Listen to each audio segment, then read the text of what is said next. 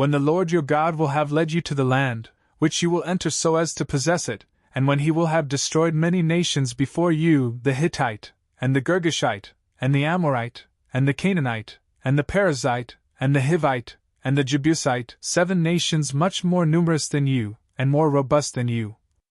And when the Lord your God will have delivered them to you, you shall strike them down unto utter annihilation. You shall not enter into a pact with them, nor shall you show any pity to them.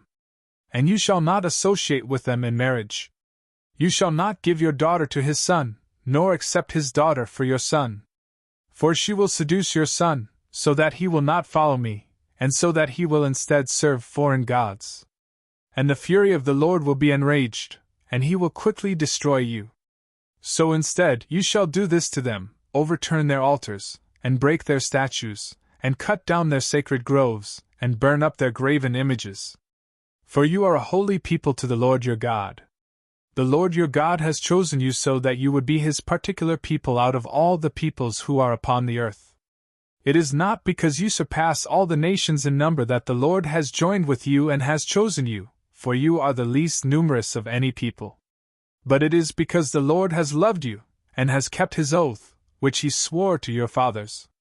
And he has led you away with a strong hand, and he has redeemed you from the house of servitude, from the hand of Pharaoh, the king of Egypt.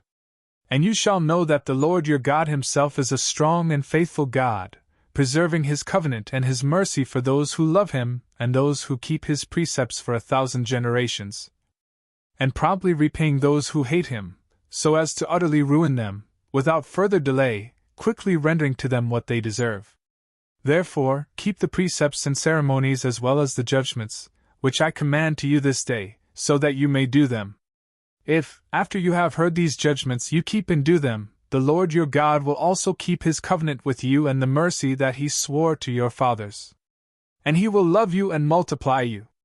And he will bless the fruit of your womb, and the fruit of your land, your grain as well as your vintage, oil, and herds, and the flocks of your sheep, upon the land about which he swore to your fathers that he would give it to you. Blessed shall you be among all peoples.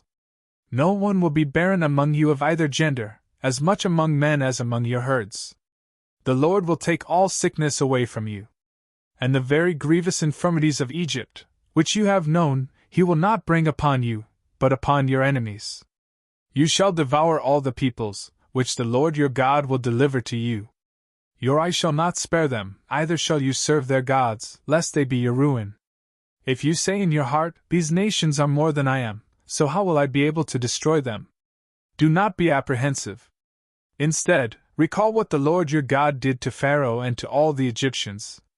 The very great plagues, which your eyes saw, and the signs and wonders, and the powerful hand and outstretched arm, by which the Lord your God led you away.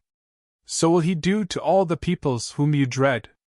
Moreover, the Lord your God will also send hornets among them, until he destroys and scatters all who have escaped from you, or who have been able to hide.